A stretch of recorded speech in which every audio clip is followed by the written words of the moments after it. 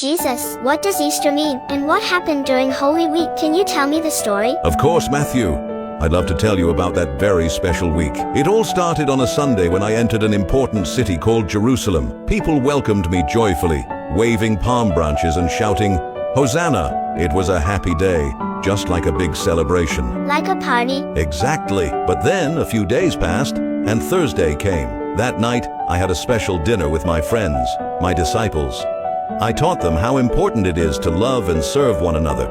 I even washed their feet to show them what true love and humility look like. You washed their feet? Isn't that what servants do? Yes, Matthew, because being truly great isn't about giving orders, it's about loving and serving others. And what happened next? Well, later that same night, I was arrested. The next day was Friday and they took me to the cross. It was painful, but I did it because I love everyone so much. You died on the cross? Yes, I died, but that wasn't the end. Early Sunday morning, something amazing happened. I rose again. I came back to life, and by doing that, I opened the gates of heaven for everyone. So, Easter isn't really a sad week? No, Matthew, it's a week about love, a reminder that there's always hope and that love wins, even when things seem hopeless. I want to remember that forever. Good, and as long as you keep loving, helping, and forgiving others, you'll be living the message of Holy Week every single day.